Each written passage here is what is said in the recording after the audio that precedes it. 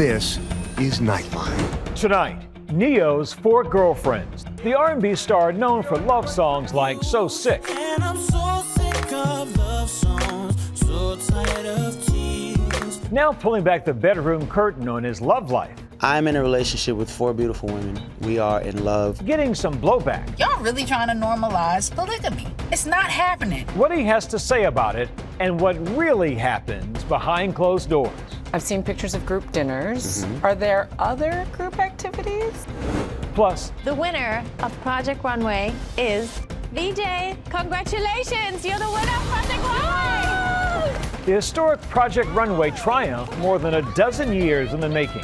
VJ Floresca standing strong against bullying. I lost track of the number of times they used the B word in reference to you. Turning her enemies into allies. After the competition, we're friends, and it's the most important thing. How she says she won after more than a decade of rejection. I came to the competition with a winning mindset. What's her next move? How do you launch your empire? And it's here. Taylor Swift's Life of a Showgirl. You don't know the life of a showgirl, babe, and you're never ever gonna wait.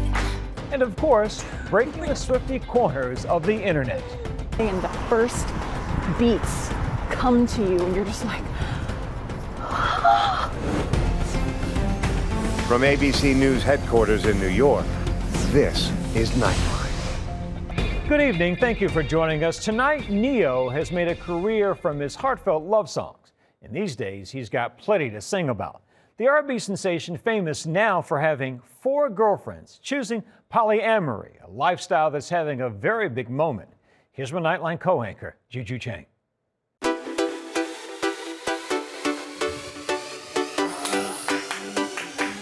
It's 2 hours to showtime here at Madison Square Garden, and we're with the R&B legend Neo, who's gearing up to take the stage.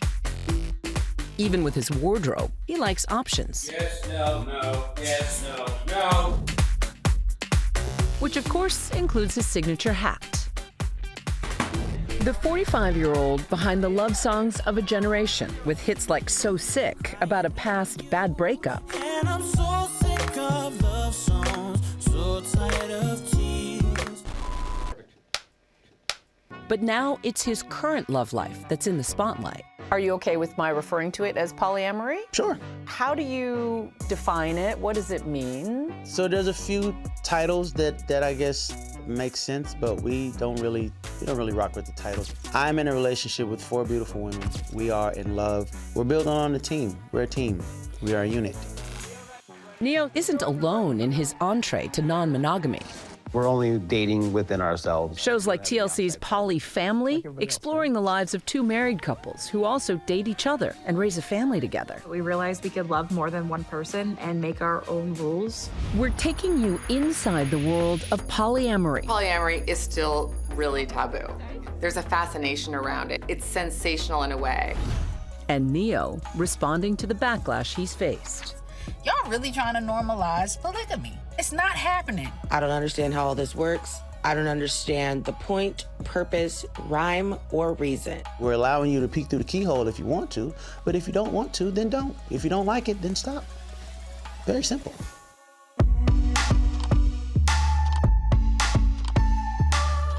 Backstage at Madison Square Garden, 3 of Neo's girlfriends are by his side. The 4th is a backup dancer and is already on stage.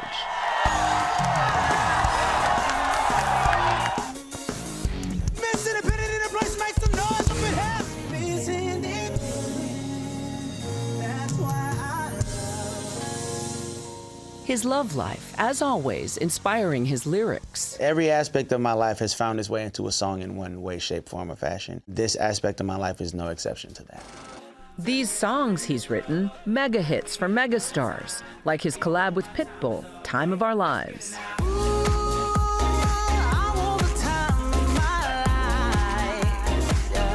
And Beyonce's Irreplaceable. That song, I originally wrote it to sing myself. When we finished it, we knew we had something special, but something didn't feel right. And then it kind of hit us all at the same time. We should probably let a woman sing this song. Beyonce heard it and turned it into the hit that we all now know and love. And why did a woman need to sing that song? So the message Okay, for example, there's a lyric in the song that says, I can have another you in a minute. Matter of fact, she'll be here in a minute. I can have another you in a minute. Matter of fact, he'll be here in a minute. For a man to say that, it comes across a little mean, a little misogynistic. However, put a woman in the same situation, it comes across kind of empowering, right? The women in your relationship, can they have another man in a minute? If they wanted to. They're beautiful women. Yeah, I feel like they could. I am not holding anyone prisoner here. I've made it be known to all of them, if for whatever reason, this situation suddenly does not meet the needs that you have, you are 100% welcome to leave. What made you decide to go public with it? I don't have anything to hide, because I'm not ashamed of anything that I'm doing. He first introduced the world to his 4 girlfriends on Instagram, writing, "Ladies and gents, I present my pyramid." What does that mean, a pyramid? A pyramid has 5 points. 1, 2, 3, 4, and then the point that sits on top. Yeah, and there's 5 of us. What happens if there's another point that enters into the equation? We'll figure that out. Cross that bridge should we come to it. They don't see other people outside of it. So they're exclusive to you. Are you exclusive to the 4 of them, or is there outside adventuring as well? It's kind of up in the air. I mean, my heart is with them. It's poly. I mean, by definition, he has multiple loves, many loves. They are all aware of each other, more than aware of each other, and everybody is consenting to our knowledge. Everyone is totally free to decide what's right for them and what's working for them, and that if everyone in this pyramid is having fun, and then I think that that's great for them. But I would say that we think about non-monogamy today as more of a mutual exploration. From Zendaya's hit Challengers. Come here. Which one of us? To Dakota Johnson's new comedy, Splitsville. I read a book. It was an article. Whatever. We're open. You with me right now? We are not monogamous. There has been a huge peaked interest in polyamory, non-monogamy. I think that a lot of the increase in interest is due to people learning about what it is. A recent study shows 51% of adults younger than 30 think an open marriage is acceptable. Non-monogamy is an umbrella term for any relationship where the people involved decide that it's okay to have sexual or romantic relationships with more than one person. And then under that umbrella term, there are many different ways that people can do non-monogamy. For example, polyamory. Polyamory is when people decide to have multiple committed romantic relationships with more than one person. And then an open relationship is when one couple decides that they are romantically exclusive to each other, but that they're open to more casual sexual encounters with other people. And then we have swingers, and swingers are when a couple decides to have casual sexual encounters together, usually at a sex party or some kind of group event. Neo says he isn't so concerned about labels. I've chosen these 4 women because they each do something for me. There's 4 chambers of the heart, and they each occupy a chamber. But who exactly are these 4 women? Ariel is Blossom, if you're familiar with the Powerpuff Girls. She's the level-headed one. If there was a leader, it would probably be her, because she's the one that's always thinking from every angle. Bubbles is Christina, because she's always laughing. Everything is funny. She is the life of the party. And then we have Buttercup, who might punch you in the face should you cross her. Yeah, that's Monet. The latest addition is Brianna, one of Neo's backup dancers. I tried my best to stay away from my dancers just because, mixing business and pleasure normally is a no-no. But there was something about her that just appealed to me, and we were both mature enough to make it work. The women often posting glowingly about Neo. One of them, Monet, even taking to Instagram to defend the relationship. Writing, "Over here, it's a solid foundation. We understand each other. We stand on 10 when it comes to each other," adding, "It's us versus nobody." Impact reached out to each of Neo's girlfriends. They either declined to sit down for an interview or did not respond. Do we live in one household? Do we live separately? Everyone has their own domains and domiciles, but we spend the majority of the time at my house. And so what do we do as a group? We do everything. We love to bowl. We are damn near professional bowlers. Yes, all of us. Neo insists that he doesn't support his girlfriends financially. Mind you, if we go to dinner, I'm old-fashioned, so don't you dare touch your purse when we go to dinner. But They all have their own businesses, they all have their own jobs, they all make their own money. You're an old-fashioned guy with 4 girlfriends. Yes. But it's not always smooth sailing. And what would happen if they wanted to see somebody else? If you decide that you want to see somebody else, then you break off from what we're doing and you go see somebody else. But your critics might argue that that's not fair, that you get to see multiple and they only get to see one. So here's the way it works. I don't demand anyone's exclusivity. I never said to any of them, hey, it's me or nothing. I never said that to any of them. They offered their exclusivity. Now, mind you, nothing is above a conversation because I don't do ownership. I don't want to own you. I don't want to possess you. I want a partner. When he announced that this was happening, people get on social media. People have a lot to say about everything. Homeboy got 3 women, y'all. What's Neo working with that got these girls willing to be with him in that way? What is this hate that he's getting? He's not a one-woman man. What kind of backlash do you get from fans who might disapprove? It's primarily people that don't understand. They look at it and they see only the sexual element of it. And mind you, sex is an element of it the same way sex is an element of any relationship, any monogamous relationship.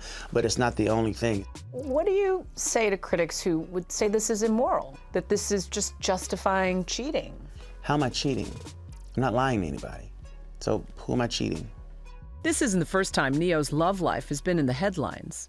His divorce from his ex-wife played out in the tabloids. After my divorce, I decided I wasn't gonna lie to anybody anymore about anything. So that's pretty much how this whole thing came to be. And when I say not lying to anybody, I also mean not lying to myself. Like I realize who I am, how I am, what works for me and what doesn't. Our thanks to Juju for much more on her conversation with Neo and more on this story, including a Colorado throuple living a polyamorous lifestyle for years. Watch Impact by Nightline, Neo, My 4 Girlfriends, now streaming on Disney Plus and Hulu. Up next. We're with historic newly crowned winner of Project Runway, DJ Floresca, how she says she captivated the judges and conquered the competition.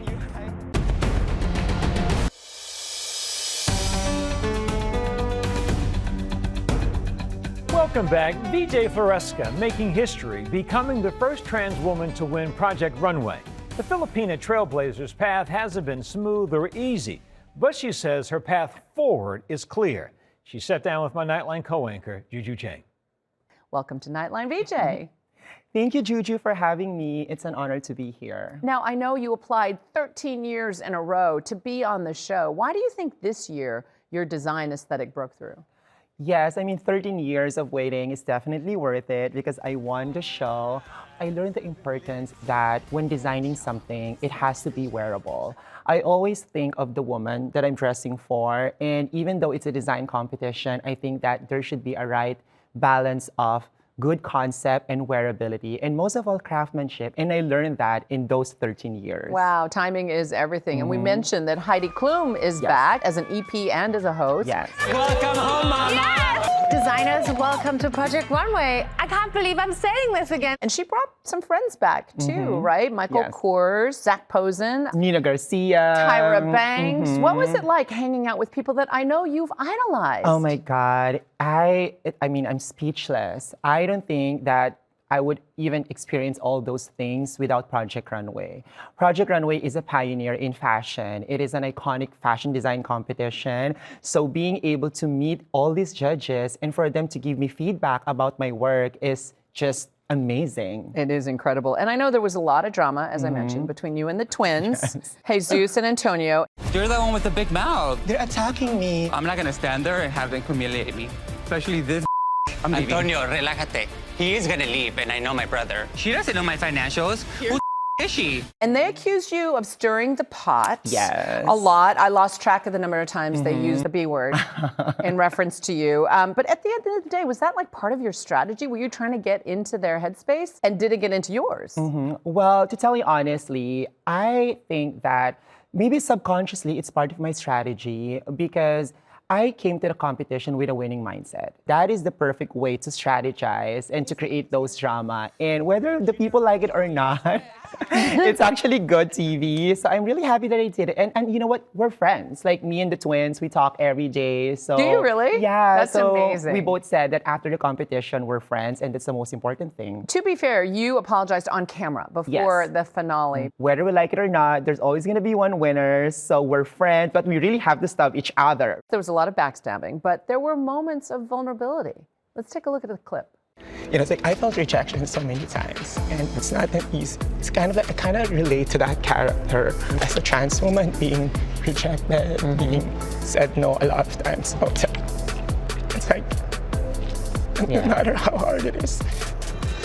Understand.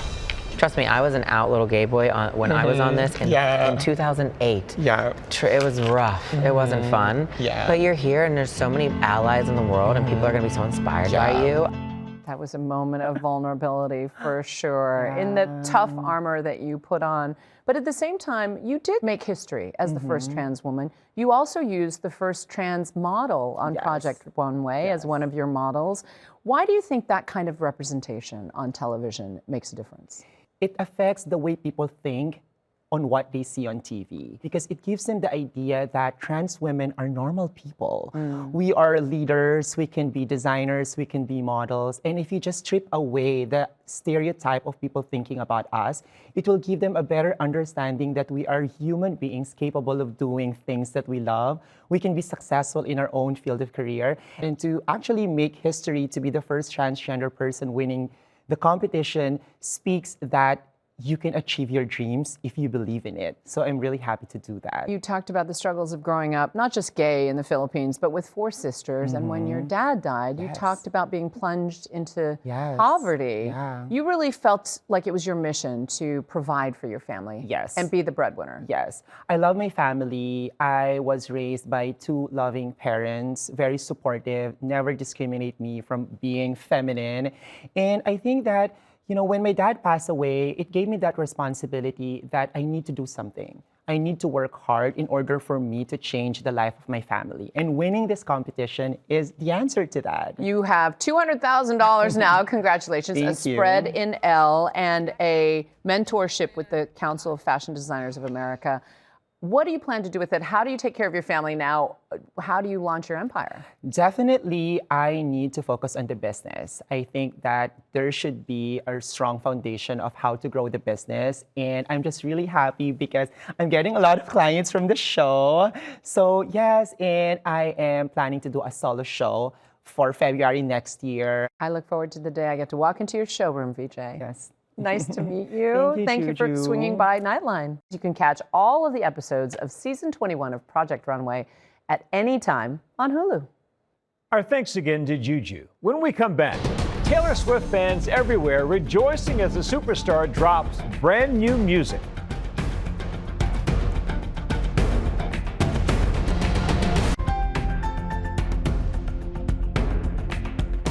And finally tonight, the life of a showgirl is here.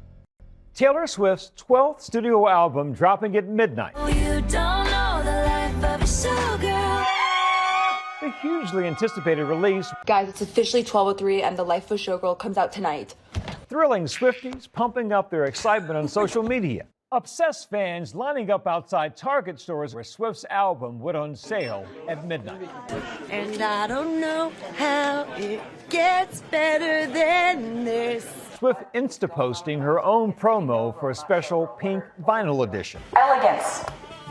Charm. Not that. The Life of a Showgirl is now available. And that's Nightline for this evening. Watch our full episodes on Disney Plus and Hulu. We'll see you right back here same time tomorrow. Thanks for the company, America. Good night.